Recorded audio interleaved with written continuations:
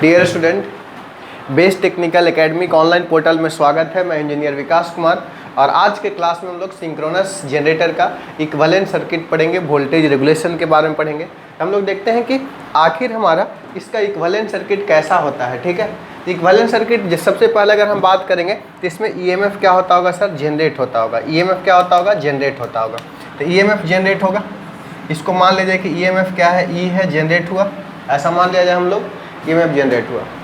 इसके बाद इसका आर्मेचर रिएक्टेंस होगा, आर्मेचर रेजिस्टेंस होगा, आर्मेचर रिएक्टेंस होगा, साथ साथ लीकेज रिएक्टेंस होगा। इसके अलावा क्या होगा? लोड होगा सर, लोड होगा। ऐसा कुछ होगा इक्विवेलेंट सर्किट में। अब देखिए, ये जो है से आपका आर ए है, armature resistance, x A R है, ए क्या है बताइए? एक्सएल है। ये ईएमएफ है, लोड से होके आईएल करंट जा रहा, जो आर्मेचर से करंट होगा वही इससे करंट आएगा आईए। इसके क्रॉस वोल्टेज को मान लीजिए कि for example V is the terminal voltage. मान लीजिए इसके क्रॉस का वोल्टेज क्या है सर? V है। तो इसका इक्विवेलेंट सर्किट बन गया, जहाँ पर कौन क्या है देखिए हमारा, वेयर, वेयर कौन क्या है ये भी जानना आपको ज़रूरी है। वेयर वेयर वेयर ये ई जो है से आपका ईएमएफ इंड्यूस्ड इन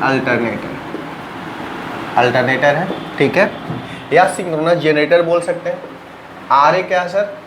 ये जो है sir R A is the armature resistance, R A is the armature resistance, R A is the armature resistance, ठीक है, ऐसा बात करेंगे।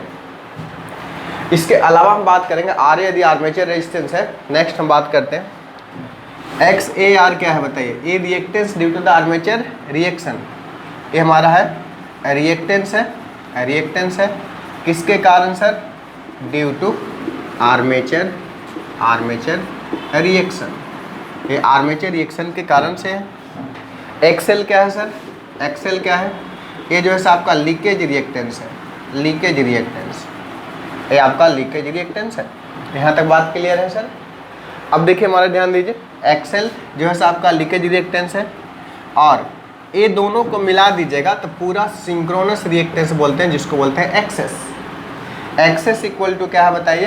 एक्स एल प्लस में एक्स ए आर, ये दोनों मिला के ये एक्सेस को हम लोग क्या बोलते हैं? Synchronous reactance. और जेडेस होगा सर, जेडेस इक्वल टू क्या लिख सकते हैं? आर ए प्लस कितना? जे ऑफ कितना? एक्सेस। अगर इसका मैग्नीट्यूड बताएंगे तो क्या हो जाएगा बताइए? आर ए स्क्वायर प्लस कितना हो जाएगा? एक्सेस स्क्वायर के बराबर हो जाएगा, होगा ना सर? ये क्या हो जाएगा आपका? जेडेस के बराबर हो जाएगा। तो ये है जेडेस क्या है? सिंक्रोनस। इसको जेडेस को क्या बोलेंगे हम लोग? जेडेस को क्या बोलेंगे? जेडेस को हम लोग बोलेंगे सिंक्रोनस इम्पीडेंस। इसको सिंक्रोनस इम्पीडेंस बोलेंगे, जो कि एक्सेस और आर ए दोनों का क्या है? कम्बिनेशन है। ये जो सर आईए देख रहे हैं इसे क्या है बताइए? आईए जो है सर आपका आर्मेचर करंट है, आर्मेचर करंट है। आईएल देख रहे हैं इसे क्या है बताइए सर? ये लोड करंट है, लोड करंट है। और लोड करंट आर्मेचर करंट दोनों क्या होगा? सेम होगा। भी क्या है बताइए आपका? भी इज द टर्मिनल वोल्टेज, भी इज द टर्मिनल वोल्टेज, ठीक है। भी क्या है? टर्मिनल वोल्टेज है। आईए जो है सर आर्मेचर करंट है, आईएल जो है से क्या है? लोड करंट है। भी इज द टर्मिनल वोल्टेज। यहाँ तक बात समझ में आया कि नहीं बताओ? बिल्कुल आया सर। ये हमारा वेयर ई जो है से EMF induced in armature, R A जो है से आर्मेचर रेजिस्टेंस है, एक्स ए आर क्या है? Reactance due to armature reaction है, एक्सएल जो है से क्या है? लीकेज रिएक्टेंस है, एक्सेस बराबर XL plus X A R है, जिसको हम लोग बोलेंगे क्या? Synchronous reactance. और जेडेस को क्या बोलेंगे? R A plus J Xs बोलेंगे। और जेडेस जो है से बेसिकली क्या है? सिंक्रोनस इम्पीडेंस है। जेडेस इधर क्या? सिंक्रोनस इम्पीडेंस है। तो जेडेस इक्वल टू क्या हो जाएगा? आर ए स्क्वायर प्लस कितना हो जाएगा बताइए? आपका एक्सेस स्क्वायर के बराबर हो जाएगा। ये क्या होगा बताइए सर? जेडेस इक्विवेलेंट इतना आपका आ गया। ये जो हुआ सर आपका इक्विवेलेंट सर्किट आपका हुआ। किसका इक्विवेलेंट सर्किट हुआ? तो अल्टरनेटर का इक्विवेलेंट सर्किट आपका इतना आपका हो गया। यहाँ तक बात समझ में आ गया सर? बिल्कुल, हाँ, यहाँ तक बात बिल्कुल आपको समझ में आ गया होगा। तो चलो हम लोग इसको आगे और कंटिन्यू करते हैं। अब हम लोग बात करते हैं किसका? वोल्टेज रेगुलेशन का बात करते हैं। अब हम लोग बात करेंगे किसका? वोल्टेज रेगुलेशन का बात करते हैं कि क्या होता है वोल्टेज रेगुलेशन। देखते हैं हम लोग, पहले इसको मिटा देते हैं, आप लिख लीजिए इसको जल्दी से। अब हम नेक्स्ट बात करेंगे आपका वोल्टेज रेगुलेशन का बात करते हैं। क्या होता है वोल्टेज रेगुलेशन, देखते हैं अच्छी तरीके से कि क्या होता है वोल्टेज रेगुलेशन। बहुत आसानी से हम लोग सब चीज़ सीख जाएंगे, कुछ हड़बड़ाने की बात नहीं है, ठीक है, हड़बड़ाने की बात नहीं है, कुछ हड़बड़ाने की बात नहीं है, ठीक है। अब देखिए हम लोग ऐसा बात करते हैं, ये जो है सर आपका, ये जो है, अब हम लोग बात करते हैं किसका, वोल्टेज रेगुलेशन का। वोल्टेज रेगुलेशन, वोल्टेज रेगुलेशन, ये बेसिकली वोल्टेज रेगुलेशन क्या होता है, define as the change in terminal voltage from no load to full load with sudden removal of load without change in excitation and speed. अब देखो हम लोग ऐसा जानते हैं सर कि सिंक्रोनस जनरेटर हो या सिंक्रोनस मोटर हो, वो ऑलवेज रन करता है एनएस से। एनएस मतलब क्या, सिंक्रोनस स्पीड से रन करता है कि नहीं बताओ, ऑलवेज रन करता है। कितना स्पीड से ऑलवेज रन करता है, तो सिंक्रोनस स्पीड से रन करता है बिल्कुल, यस। तो ये हमारा सिंक्रोनस स्पीड से ऑलवेज रन करता है। कौन ऑलवेज रन करता है, तो आपका सिंक्रोनस जनरेटर या फिर सिंक्रोनस मोटर। यहाँ तक सर क्रिस्टल क्लियर है, हाँ। अब देखो जब यहाँ तक आपको क्रिस्टल क्लियर है, तब हम आगे का बात करते हैं, ध्यान देना आगे का बात। जब यहाँ तक क्रिस्टल क्लियर है तो ये हमको ये पता चल गया है कि सिंक्रोनस जनरेटर जो है से हमेशा सिंक्रोनस स्पीड पर ही घूमेगा, इसके अलावा कोई स्पीड पर नहीं घूमेगा। और हमारा वोल्टेज रेगुलेशन जो डिफाइन होता है, it is defined as the change in terminal voltage. क्या, change in terminal voltage from no load to full load with sudden removal of load. Load को तुरंत हटा देंगे, एक बैक लोडेड है, एक बैक हटा देंगे, और लोड को हटाने के बाद स्पीड और एक्साइटेशन में चेंज नहीं होना चाहिए। ये स्पेशल कंडीशंस है, जैसे ट्रांसफार्मर में पढ़े थे, हमारा it is defined as the change in secondary terminal voltage from no load to full load with specific power factor of load. यहाँ क्या बात कर रहे हैं, it is defined as the change in terminal voltage from no load to full load with sudden removal of load without change in speed and excitation. इसको कैसे define करेंगे sir, it is defined as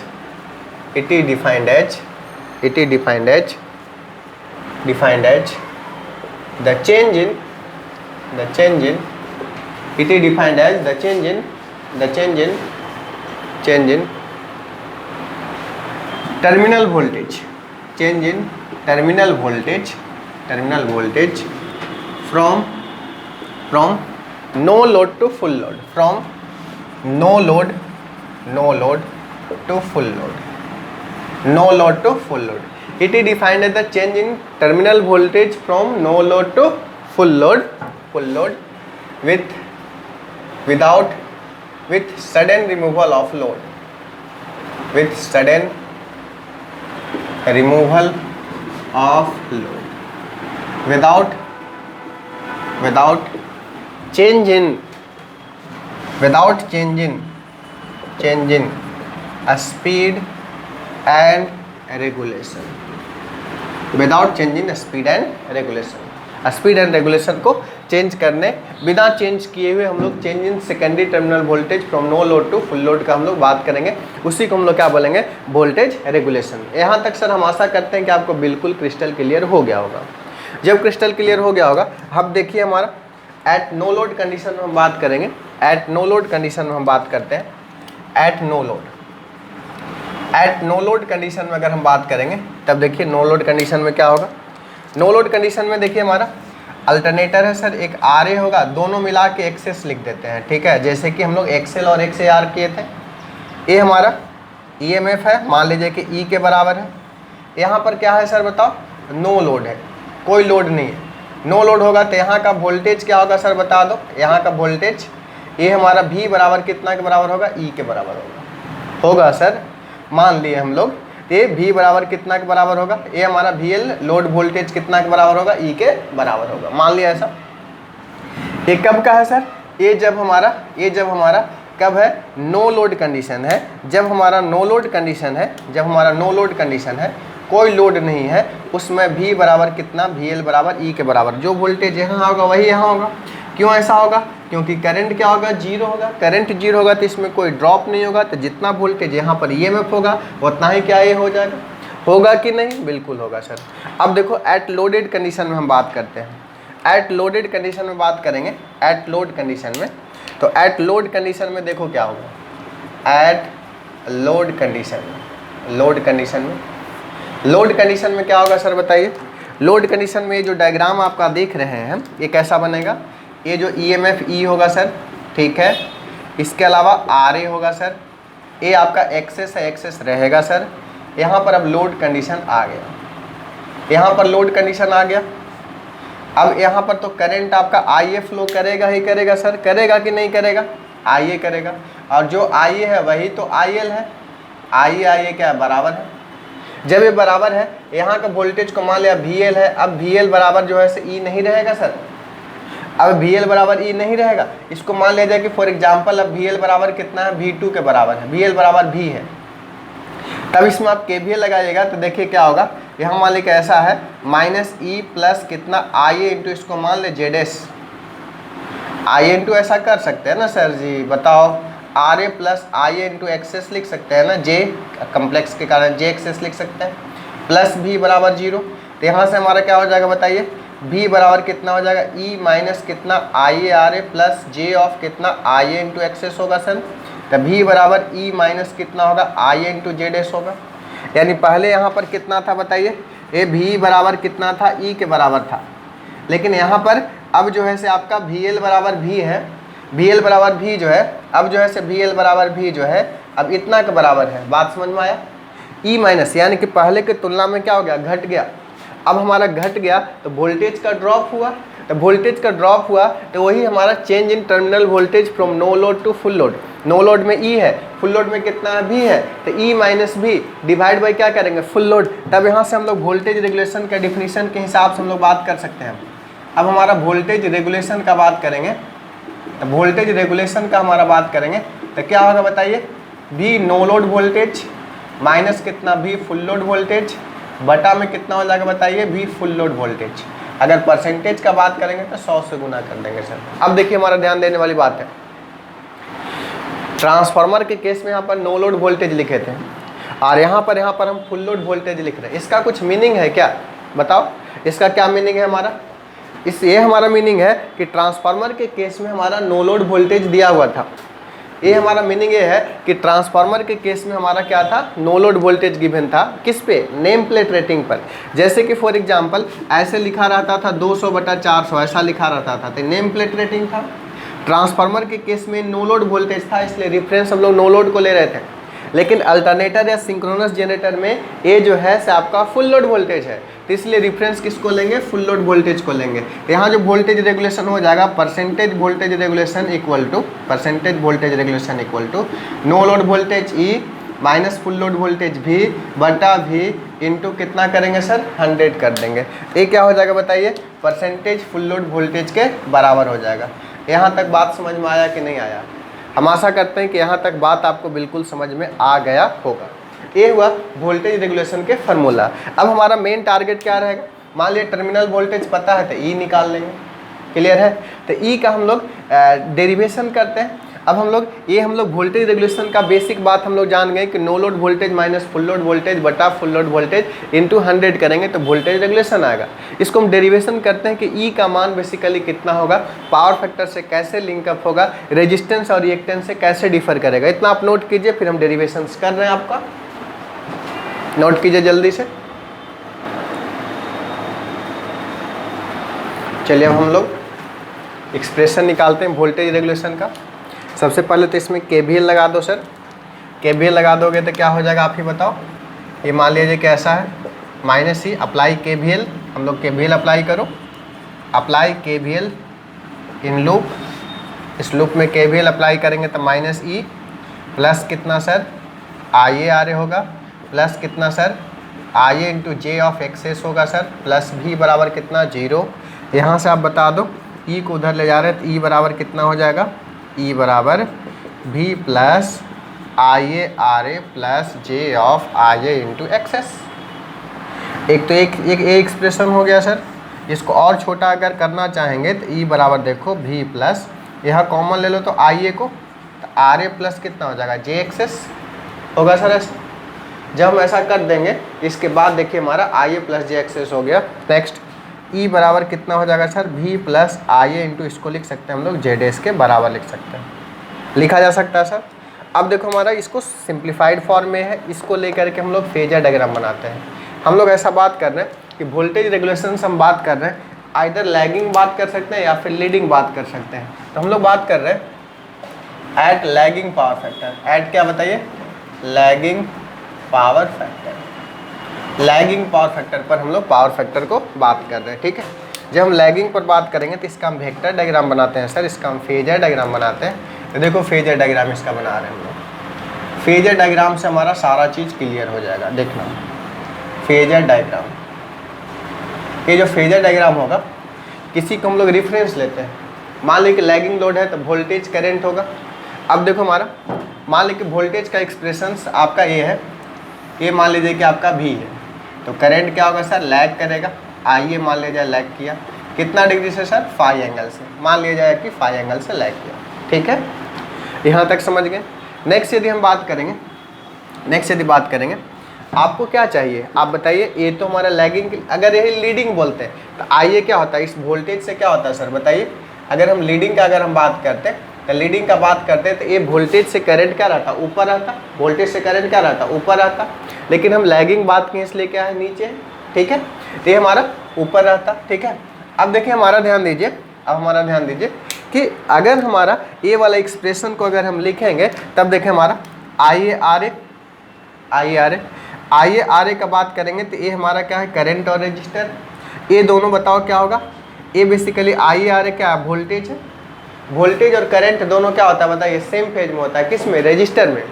तो ये किसके cross का voltage है sir, register के cross का वोल्टेज है। और रजिस्टर में करंट और वोल्टेज दोनों क्या होता है, सेम फेज में होता है। तो ये देखो आई ए आर ए भी किस डायरेक्शन में होगा, इसी डायरेक्शन में होगा, आई ए आर ए होगा सर इसी डायरेक्शन में। लेकिन हम इसको पैरेलली शिफ्ट करके हम लोग इसको कहाँ पर ले आए बताओ, यहाँ पर ले आए, यहाँ पर ले आए, ये पैरेलली हम लोग शिफ्ट कर दिए। किसको शिफ्ट किए, आई ए इंटू आर ए को। ये देखो आई ए आर ए को हम लोग पैरेलली शिफ्ट कर दिए, ये क्या होगा sir, I A into R ए।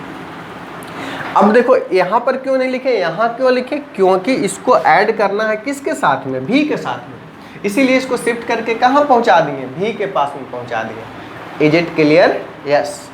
तो ये हमारा इसका काम खत्म हो गया। अब देखो ये वाला ऐसे था, आई आर ए था। अब देखो हमारा ये जो है क्या, रिएक्टेंस के क्रॉस का वोल्टेज है, इंडक्टर है बेसिकली।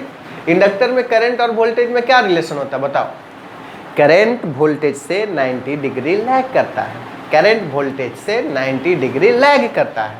तो ये बताओ I इंटू एक्स क्या हो गया, वोल्टेज ड्रॉप। तो ये अगर वोल्टेज रहेगा तो करंट ऐसे रहेगा।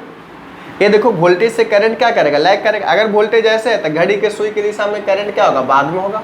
अब यहाँ पर देखो करंट ऐसे है तो वोल्टेज को किधर होना चाहिए बताओ, वोल्टेज को तो इधर होना चाहिए।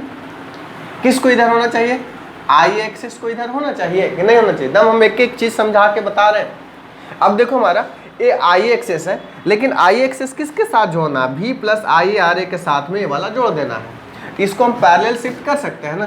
तो देखो इसको हम पैरेलल शिफ्ट कर रहे हैं, इसको हम पैरेलल शिफ्ट कर देंगे। ये क्या है बताइए, आई ए एक्सेस है, जे मानो या कुछ मानो, जे आई एक्सेस है या सिंपल मैग्नीट्यूड आई एक्सेस होगा। और ये देखो भी आई आर ए और आई एक्सेस को जोड़ेंगे तब आपको क्या मिलेगा, रिजल्टेंट ईएमएफ ई। इसको अगर आप जोड़िएगा तब आपको रिजल्टेंट ईएमएफ मिलेगा, और क्या मिलेगा, ई के बराबर मिलेगा। अब इसका काम हमारा हो गया सर, इसको अब मिटा देते हैं ऐसा। अब देखिए हमारा ध्यान दीजिए, एक चीज़ और बात करते हैं, आगे हम लोग कंसीडर करते हैं सब चीज़। देखो इसको हम डॉटेड लाइन से आगे बढ़ा रहे हैं, डॉटेड लाइन से आगे बढ़ा देंगे, डॉटेड लाइन से आगे बढ़ा देंगे, ठीक है। इसको भी हम लोग डॉटेड लाइन से आगे बढ़ा रहे हैं। ए जहां पर आके मिल रहा है ऐसे मिला। अब देखना सर, ए वाला कोण यदि फाई होगा, आप बताओ तो ए वाला कोण कौन सा होगा बताइए, ए भी फाई होगा कि नहीं होगा बता दो, ए भी फाई होगा। ये हमारा ये कोण अगर ऐसे यार बताओ, अगर ए वाली कोण अगर हमारा ए वाला कोण अगर फाई है तो सेम एंगल है तो भी फाई होगा। ए ऐसा ही तो है, बिल्कुल ए ऐसा है, ए वाली एंगल फाई है तो कहीं से भी लाइन पैरेलल रहेगा तो क्या रहेगा, फाई रहेगा। सेम चीज़ तो है, क्योंकि आई ए आर ए इसी आई ए के डायरेक्शन में है।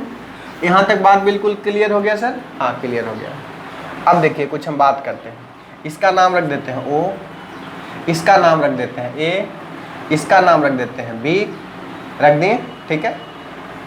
इसका नाम रख दिए B, इसका नाम रख दिए फॉर एग्जांपल C, और एक इसका नाम रख दिए D, रख दिए। अब हम यदि ट्रायंगल OAB को ले, OAB को ले, ए वाला एंगल कितना डिग्री बन रहा है बताओ? 90 डिग्री बन रहा है, 90 डिग्री बन रहा है। In triangle OAB, triangle OAB, in triangle OAB, OAB कैसा ट्रायंगल है? Triangle OAB is right angle triangle. In triangle OAB apply Pythagoras प्रमेय, पाइथागोरस थ्योरम।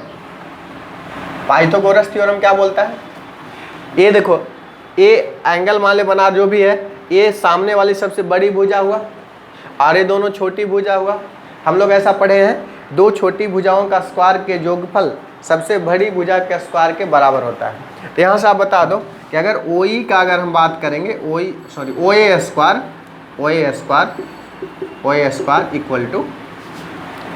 इक्वल टू इसको P मान लेते हैं अपना मन से, थोड़ा अच्छा लगेगा, DE, इसको P मान लेते हैं, इसको Q मान लेते हैं, Q मान लेते हैं, कुछ ही मान लीजिए। तो OA स्क्वायर इक्वल टू क्या हो जाएगा? OB स्क्वायर प्लस में कितना होगा sir? OA square equal to OB square plus में AB स्क्वायर प्लस में BA स्क्वायर, जो भी है ऐसा लिखा जा सकता है। जब हम ऐसा लिख दिए तो देखो OA स्क्वायर को क्या लिख सकते हैं हम लोग? E स्क्वायर लिख सकते हैं सर। अब देखो OB स्क्वायर को क्या लिखा जा सकता है? OB को लिख सकते हैं हम लोग OP और प्लस में कितना? PB, इसका क्या? Whole square plus. BA को क्या लिख सकते हैं बताओ?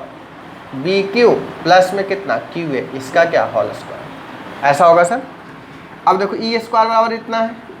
अब बताइए E बराबर हम लोग E स्क्वायर बराबर इतना लिख सकते हैं, E बराबर लिख सकते हैं रूट अंडर में OP square plus PB square, PB का whole square plus BQ plus कितना? QA का होल स्क्वायर। इतना लिखा जा सकता है ना। जब इतना लिखा जा सकता है तो देखो हमारा ध्यान देने वाली बात है, OP को क्या लिख सकते हैं? अगर मान लीजिए कि B है, इसका दो कंपोनेंट होगा सर, एक इस कंपोनेंट होगा, एक कंपोनेंट इधर होगा। मान लीजिए कि हम रेड पेन का यूज कर रहे हैं, ग्रीन पेन का यूज कर रहे हैं। चलो देखो, एक कंपोनेंट होगा इधर होगा ऐसा। एक कंपोनेंट क्या होगा बताइए? ए वाली जो कंपोनेंट होगा V cos फाई, और एक कंपोनेंट इधर होगा, ये क्या होगा? V sin phi. जिससे एंगल बनाता है वो क्या होता है? कॉस, और जिससे एंगल नहीं बनाता उसको क्या बोलते हैं? साइन। और ये दोनों आपस में क्या है? म्यूचुअली परपेंडिकुलर है, 90 डिग्री दोनों के बीच एंगल है। तो एक साइन हुआ है, कॉस हुआ है। ये दोनों के बीच एंगल कितना डिग्री है? 90। इसका दो कंपोनेंट है, ठीक है। अब देखो OP को लिख सकते हैं हम लोग, कितना लिख सकते हैं सर बता दो आप ही? E बराबर V cos फाई, E बराबर हम लोग लिख सकते हैं E बराबर V cos phi plus PB को क्या लिख सकते हैं? देखो A वाली जो है आई आ रहे हैं, तो इस वेक्टर को हम पैरेलल शिफ्ट कर सकते हैं ना। तो इस PB को हम लोग ए वाला आई आर ए लिख सकते हैं सर। आई आर ए कैसे लिखे समझ में आया? क्यों? ए भी वेक्टर है, इसको हम पैरेलल शिफ्ट करेंगे यहाँ, इसका सेहत पर कोई अंतर नहीं पड़ेगा।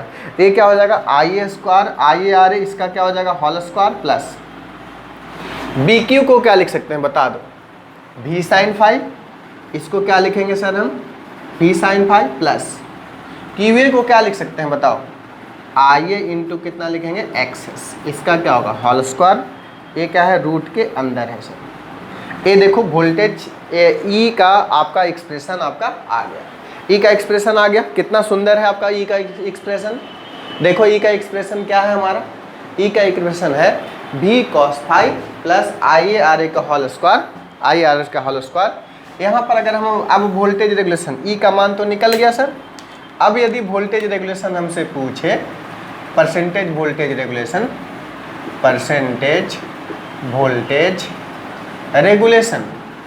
अगर आप आपसे पूछे परसेंटेज वोल्टेज रेगुलेशन तो क्या कीजिएगा?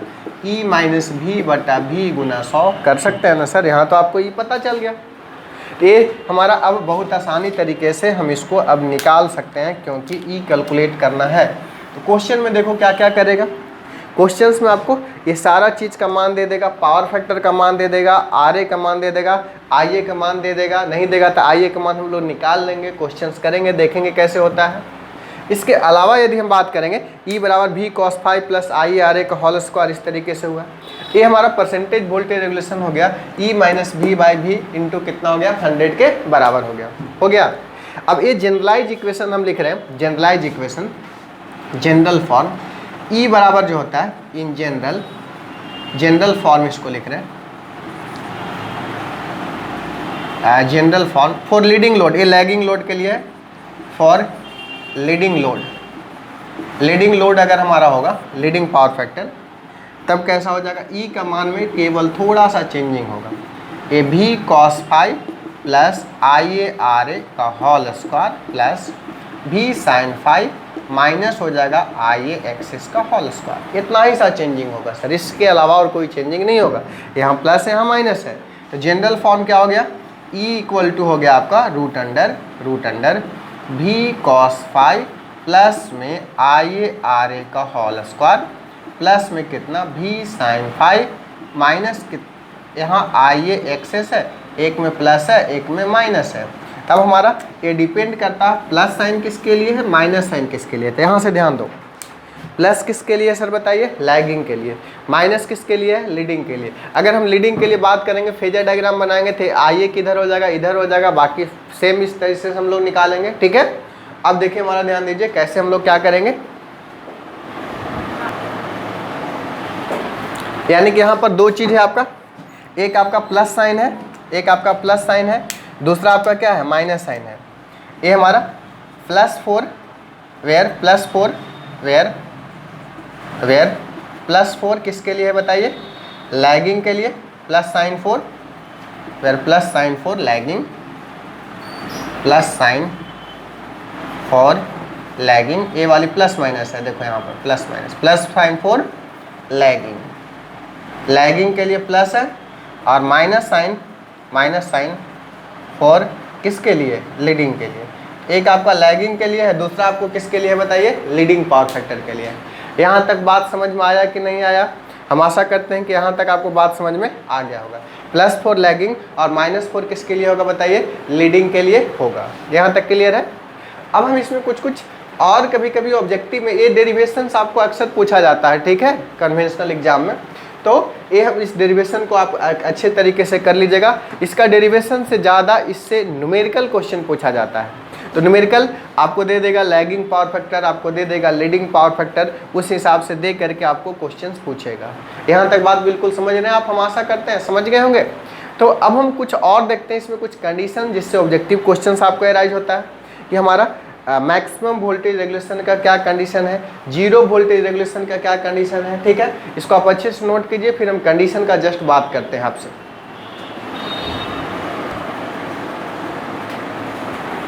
अब देखिए कंडीशन से ऑब्जेक्टिव क्वेश्चन बहुत पूछता है, objective specially for objective question है। देखिए हमारा ये जीरो रेगुलेशन हमारा कब होगा, ये थीटा प्लस फाई बराबर 90 डिग्री होगा। अब हमारा ये सवाल पैदा, फाई के बारे में तो जान रहे हैं कि पावर फैक्टर एंगल है जो कि लोड का एंगल है, ठीक है। ये लोड का एंगल है, इसको हम लोग क्या बोलेंगे, फाई बोलेंगे, ठीक है। फाई कैसे, जैसे लोड में कुछ रेजिस्टेंस होगा, रिएक्टेंस होगा, इसको एंगल बात करेंगे तो फाई होगा। अरे पावर फैक्टर एंगल, जबकि थीटा जो है इंटरनल एंगल है, इसका आर्मेचर का कुछ रेजिस्टेंस रिएक्टेंस होगा, तो इससे लेकर के एंगल जो आएगा उसको बोलेंगे थीटा बोलेंगे। और थीटा क्या होगा, tan inverse X S by RS। यहाँ अगर हम थीटा का बात करेंगे क्या होगा, tan इनवर्स क्या होगा बताइए, एक्सेस बाई कितना होगा, RA के बराबर होगा। ये प्रैक्टिकली जो होता है 80 से लेकर के 85 डिग्री प्रैक्टिकल केस में आपका होता है, ठीक है। जब ये हमारा एक कंडीशन, मेनली आपको कौन सा कंडीशन याद रखना है, ये वाला कंडीशन बहुत इंपॉर्टेंट है, TTI है, AB TTI है। यानी कि ये दोनों कंडीशन डायरेक्टली कभी पूछ देता है, कभी इसका प्रैक्टिकल एग्जांपल पूछता है। कंडीशन फॉर जीरो रेगुलेशन क्या होगा, मैक्सिमम रेगुलेशन क्या होगा। तो जीरो में थीटा प्लस फाइव बराबर 90 डिग्री, मैक्सिमम में थीटा बराबर क्या 5, जहाँ पर थीटा क्या है इंटरनल एंगल है, ठीक है, अल्टरनेटर का, और फाइव जो है क्या है power factor angle of alternator है। यहाँ तक बात क्लियर है। अरे थीटा जो प्रैक्टिकल 80 से 85 डिग्री तक होता है, यदि 80 डिग्री हम मान लें तो फाइव का मान 90 माइनस 80 10 डिग्री होगा, और पावर फैक्टर कितना होगा 0.98 होगा। अगर 85 मानेंगे तो और नज़दीक होगा 1 का, यानी कि बोल सकते हैं कि जीरो पावर फैक्टर पर जीरो वोल्टेज रेगुलेशन पर power factor near to the unity power factor होता है, near to the unity power factor होता है, बहुत इंपॉर्टेंट। लेकिन यदि हम बात करेंगे मैक्सिमम वोल्टेज रेगुलेशन में, मैक्सिमम वोल्टेज रेगुलेशन में पावर फैक्टर क्या होगा, ये हमारा 0.17 लैगिंग लगभग 80 डिग्री माने तो यानी कि जीरो के करीब होता है, ठीक है, ये हमारा ये जीरो के करीब होता है मैक्सिमम वोल्टेज रेगुलेशन में, ऐसा हम लोग बात करेंगे, ठीक है, क्लियर है सर। लेकिन इसमें हमारा बात करेंगे तो क्या होगा बताइए, इसमें हमारा इस तरीके से आपका होगा, क्लियर है, समझ में आ रही है। इस तरीके से हम लोग बात करेंगे maximum voltage regulation. Mainly condition को याद रखना आपको, कंडीशन मैक्सिमम के लिए थीटा बराबर 5 और जीरो वोल्टेज रेगुलेशन के लिए आपका क्या होगा बताइए, ये हमारा थीटा प्लस 5 बराबर कितना डिग्री 90 डिग्री। तो इतना आप ध्यान रखिए, ठीक है। बाकी हम अगले लेक्चर्स में इससे रिलेटेड कैसे न्यूमेरिकल क्वेश्चन पूछता है और हर साल पूछता है, तो हम सारे टाइप का क्वेश्चंस को हम कराने वाले हैं नेक्स्ट क्लास में। पेशेंस रखिए, वेट रखिए, और अगले क्लास में हम लोग करेंगे आपका next numerical questions related to the voltage regulation, clear. आज इस लेक्चर में इतना ही, बाकी फिर मिलते हैं नए लेक्चर्स में नए टॉपिक के साथ। Thank you all, have a nice day, take care.